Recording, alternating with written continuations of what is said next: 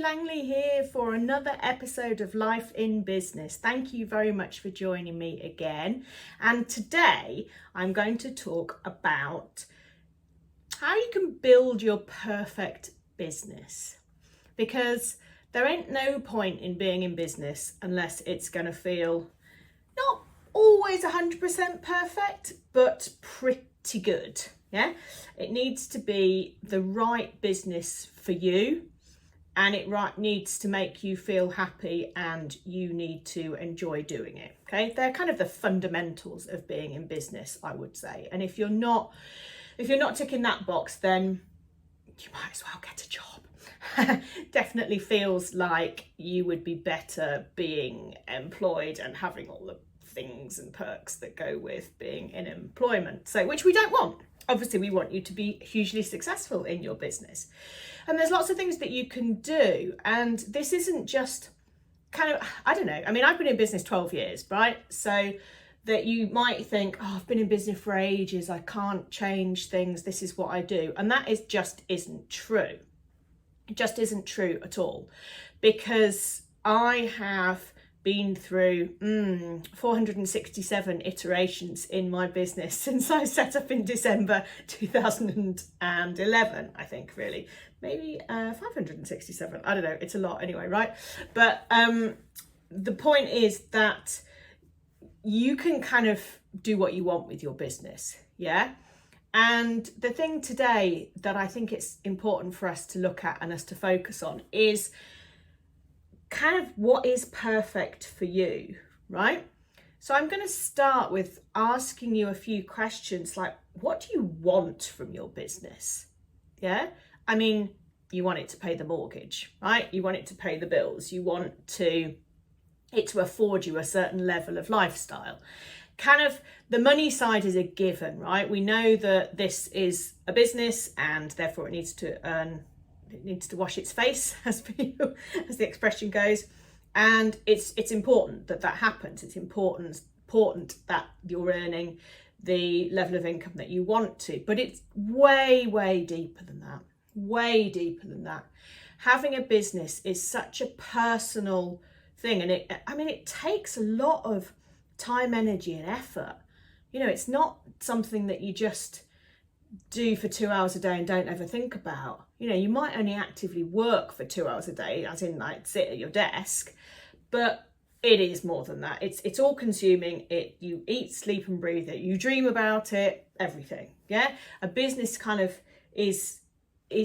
business is life, right? So your business kind of seeps into everything, and it's got to make you happy. And I just need to do a little caveat on that because I've talked about boundaries in previous episodes, and maybe it's time that I do another one. I'm not talking about having loose boundaries here. When I say your business kind of seeps into everything, that does not mean that you respond to clients 24/7. It just means that as an entrepreneur, you are thinking about ideas, about ways to do things, about how to make it better, about what you can do next. All of these things you're thinking about all the time, and that's what I mean. I mean, as entrepreneurs, as business owners, we're great idea generators, and so your brain kind of never quite switches off from that. But that's very different from having loose boundaries or no boundaries, where people are just in in your space the whole time. Okay, important to emphasize that. So what do you want from your business? What is it that you want your business to be, to do, to provide for you? And that can be kind of, I suppose, values based, and what ethos, beliefs based, but also in terms of emotional stuff, what you get from it. Okay, so we're not talking practicalities here, we're talking about the feelings with everything. And this is kind of a bit woo, which is, unusual for me. I'm very good on the practical side of things, but this stuff matters. I mean, I do talk about happiness a lot, and I think it really matters, because the more you feel like your business is encapsulates, is that the right word? You, or epitomises you, the easier it's going to be to crack on, right? And get stuff done. So what do you want from your business? You can talk in practicalities of how many hours you want to work and that kind of stuff. But what about the feelings that you want it to bring about? Freedom might be one, freedom to perhaps work from where you want, to travel when you want, to watch Netflix when you want. You might want that. You might want the financial freedom or financial potential that it brings for you. But what about things like excitement and enthusiasm? For me, they're quite important things. I mean, I spend a lot of time at home on my own, in my own space, but actually because of the way my brain is, because of my neurodiversity, I get bored so easily, really easily. And so there needs to be some level of excitement in what I'm doing, or I'm just never going to do it. It's gonna sap the life out of me and be totally and utterly depressing. So that's so I don't I can't just do the same thing day in, day out. Structure and routine is important to a certain extent. It is important, but it's also there's got to be something that's kind of interesting, and that can be, if you need excitement in your business too, that can be the kind of clients that you work with, or the way that you deliver what you're delivering, the way that you provide your services, or the fact that you can take every Friday off and go, skydiving, whatever. There's got to be this kind of balance that keeps you going and keeps you fueled, because if you lose that, you lose your mojo and you lose your momentum. So that's really important to me particularly.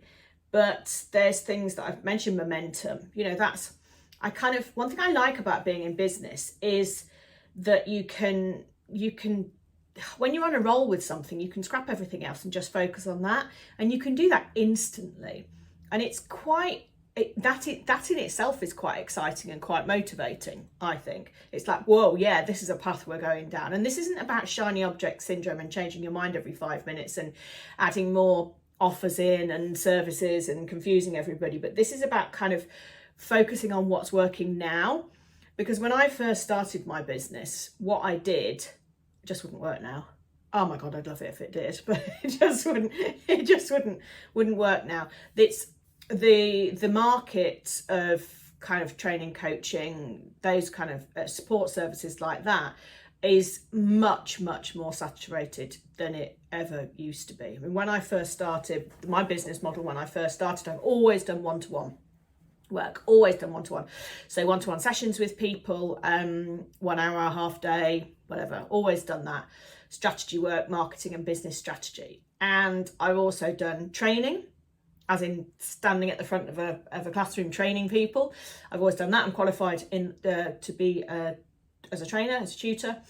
And I have had memberships, and I have had online and in-person memberships. I've run lunch and learn sessions. Actually, something popped up on my Facebook memories today about somebody saying how much they loved my lunch and learn sessions. And I think it's 6 years since I last ran any of those, and they were great. And I used to do them once a month on a Monday, I think, at a beautiful country house hotel near where I used to live, and would find it pretty easy each month to get 25 people in the room, and that is not as easy as it used to be.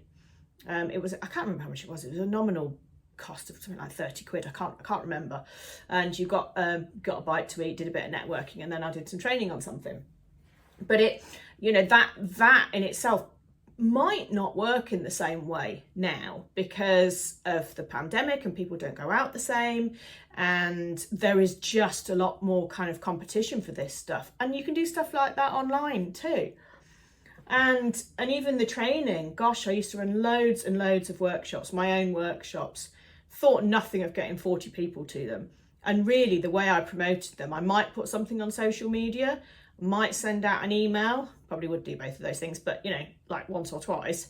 And would give out flyers at networking meetings. Used to get loads of people to come to them. Wouldn't happen the same now. It kind of just wouldn't happen the same now. And part of that is because so much more is online now. So much more is online. So we sign up for, I don't know, webinars and training programs and all that stuff. And they could be based in, I don't know, wherever, Timbuktu, it doesn't matter anymore. But the going out, kind of leaving the house, going out thing, and the extra time that takes and the commitment that takes, it doesn't happen the same way. And there's a lot more funding about as well now. So some things that you used to have to pay for, now you can access for free, funded through your local chamber of commerce or something. So again, it's changed. The world has changed. And I'm not saying that you can't do any of these things that I used to do. Of course you can. But it isn't necessarily as easy as it used to be. It was easy. It was easy to get people in a room. It didn't take much effort. It was easy to get people to pay for stuff. It's kind of just the world has changed. The world has changed. And also, I mean, in that time I've changed, right, too. So what I used to find fun and interesting, I don't necessarily find fun and interesting in the same way, because I don't want to be talking about the same things that I was talking about in 2009 when I first ran my social media workshops when I had a job. So you kind of got to, if you're aware that things are different, it's not that everything's become harder. It's that things are different. You're different. You're older. You have different expectations, and as I say, the world's changed. In the last 4 years or so have been a bit weird. So I've done all that. So I've run qualifications. I run a BTEC in social media for business. I have run online and offline memberships. I've run group programs. I've run masterminds. I have done a bit of passive income stuff. I'm not sure there's many business models that I haven't tried over the years, but I think that's great. And it helps me to help you in the things that I say. It certainly helps me to help my clients, because chances are I will have been there and done it. I even owned a franchise once. This is before this, I can't remember how long ago that was, 15, 16 years ago. I had a brief foray into employment there, only for a year before I went back into education. But yeah, so there's lots of things and lots of different business models. And for me, by trying all of these, I know what works for me, but I've also got so much experience that I'm able to offer support and guidance that lots of people wouldn't be able to do, because they haven't been in the weeds of it all, right? And they haven't experienced it all. And I think my favourite thing that I've ever done, my favourite thing. Oh, I used to also organise some events. I ran some social media awards. I did that 3 times. They were lovely and glitzy. And again, that was at this time of year, because the photos were popping up on my Facebook memories too. So that's kind of fun. That was great. That was really fun. But I think my favourite thing that I've ever done is speaking at events. And I really like being on stage. I really like being kind of able to impart information like that and help quite a few people at once with stuff. I find it really rewarding, and I also find it kind of detached. So I'm not directly involved, but I know I can make a big difference, if that makes sense. So I really like that, and I guess that's why I like doing this podcast so much, because it's sort of a similar thing on a much smaller scale, and I can't see you. I can't put my hand over my eyes to shield the bright lights in the auditorium and see all your lovely faces, but I just have to trust that you are there. But it's interesting, isn't it, that the things that we do are not necessarily the things that are our favourite things to do, and they're not necessarily the things that bring about the emotions that we want. So for you in your business, it might be really important to you that you're creative, that you're adventurous, or it might be really important that you're balanced, you give back and you have loads of security. Everybody has different emotions that are associated with their business and the things that their business needs to give them, quite frankly. Because whilst you are your business, most of you will be solopreneurs or very small business owners. So, there is a lot of you in your business. You're not defined by your business, right? What your business is doing or not doing, or achieving or not achieving, is absolutely zero measure on you as a human being. So it's important to have that kind of level of detachment, really, in business. It's very easy to, oh, it's all my fault, I'm not doing it right, I can't do that, my imposter syndrome is rife and so hard to do anything. That's not about the business, right? The business is kind of, doesn't have thoughts and emotions and all of that. So the business is just an entity that cannot cause, or should not be able to cause, pain or suffering or anything. It's about you within the business, where the emotions kind of come in, right? It's what you get from the business. And it is quite hard to separate that sometimes, because I am my business, right? It's even, my business is Libby Langley. My website is libbylangley.com. I'm Libby Langley at Libby Langley on Instagram. I'm Libby Langley on LinkedIn. I just, it's everywhere, right? So, but there is kind of a different me in the business. And I know that business me doesn't kind of determine anything about me. It doesn't determine my future happiness or anything. It's a vehicle that allows me to craft the life that I want and give me that excitement, the enthusiasm, the momentum, that's really important to me. It's kind of, if you think about it, it's like gamification, right? It does make it a lot easier. So it's like, ooh, what shall I play with today? And it's not about frivolity, because you might have a very kind of serious type of business, but still you've got to enjoy it, right? You've got to enjoy what you're doing. And also for you, perhaps there's a legacy element to it, or there's an exit goal. So it might be that you want to build your business up and sell it. So I have a client currently who is starting out on the roads of being a franchisor. She's got, I think, 10 franchises that she's sold this year, which is incredible growth, amazing. And we're working on kind of scaling that and getting more franchisees on, because she has the goal to build it and sell it. And that's great. That's a focus. That's a kind of business model that suits her, and that's her perfect business. You don't have to embody this forever if you don't want to. It's okay to look at, this is what I'm going to do for the next 12 months, and then maybe I'll do something slightly different with it. And certainly I would say that I don't change what I do, but I perhaps change the vehicle in which I offer it. So like the coaching products and services. Probably at least once a year I tweak stuff, for sure. And that isn't necessarily the best way to do it because there is longevity, but I need to keep tweaking and finding what works for me and what my clients work. And as I develop as a business owner, and as my clients kind of change and evolve, and a different group kind of comes out as being the people who are attracted to me, they might want something different, and they might want something delivered in a slightly different way, and that's all cool. But it's about making conscious decisions here. That's what really is really important. So that's thinking about kind of what emotions you want from your business and what matters to you.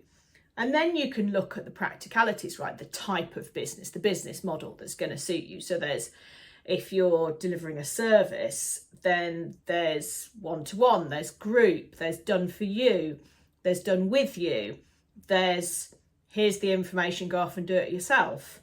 There's speaking, there's long-term work, there's one-off, there's short-term, there's online, there's in person, there's on your own, there's part of a collective, there's partnerships, there's within teams. There's lots of different business models that you can use. And this is kind of really why I'm not too fussed ever about competitors, right? I mean, if you just look, if you Google business coaches, there's 1,000,001, just ridiculous, right? But it can mean all sorts of things. And, accountants, the same, solicitors, there's 1,050,000 of those, right? But everyone is different. There's a slightly different way that the service is delivered. There'll be a different pricing structure. There'll be different personalities. Some will be very traditional. Some will be very future focused. There's no right and wrong in any of this. There are very big differences always. And I've always kind of worked with other people who on the surface seem to be doing exactly the same thing. But it's not the same. It's not the same at all. And one partnership for me that's particularly useful is people who do more touchy-feely coaching and emotional coaching, because I love the practical stuff, right? I love the numbers, I love the structure, I love the time blocking, the freedom away from work, all that kind of practical stuff that I can help my clients put into place. I'm really less keen on the emotional side of things. I mean, how you feel about your business is massively important, and obviously I've talked about that. What kind of buzz or security you get from the business, but not. I don't want to know about your trauma, really. I don't. That's not for me. So a good partnership for me is somebody who deals with that side of things. So I can refer to them, they can refer their business clients to me for the practical stuff, and it works really well. It's a really, really good balance. But on the surface, we could be seen to be doing pretty much the same thing, right? And something else that another partnership that's really good for me is franchisors. Like I said, I've got a client working with one client who's a franchisor. I have other clients who are franchisees. But franchisors are great partnerships for me because I can then work with their franchisees to help them be better business owners, and so they make more money, so the franchisor makes more money. So it's great. It's a really super partnership for me.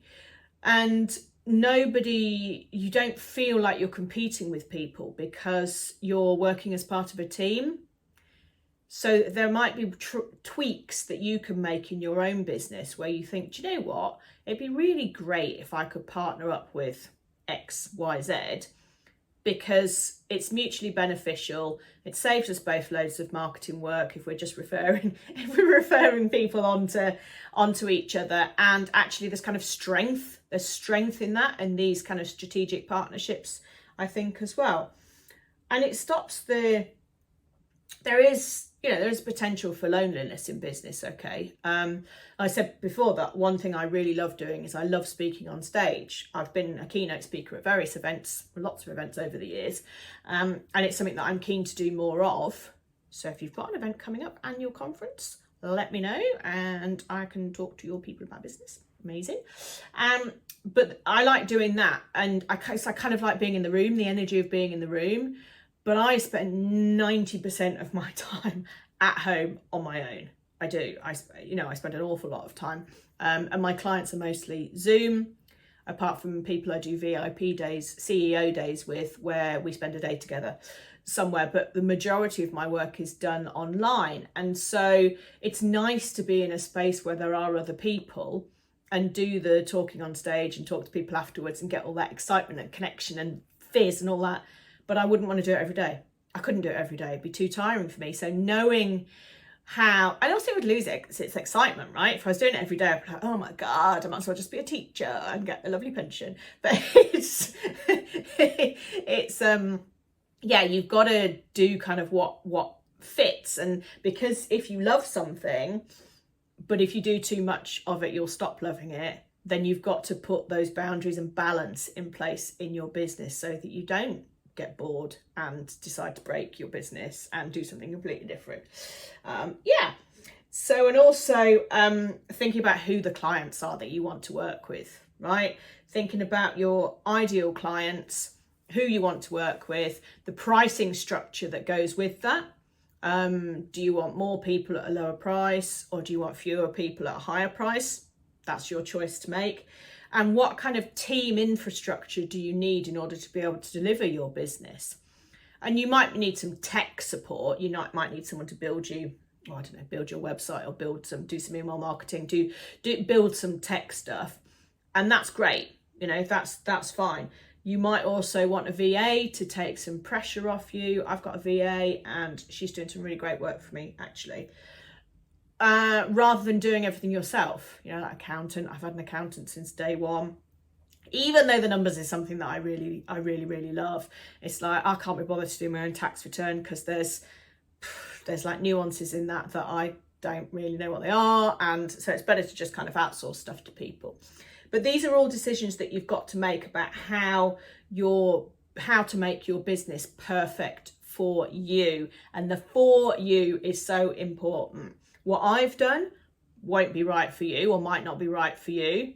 But what I've done might be something that you can adapt so that it is perfect for you. Or you might think, oh my God, no, I can't change my mind that often. I need to do the same thing and do it really, really well for the next 15 years. Amazing. Go for it. But make sure that you're as profitable as possible.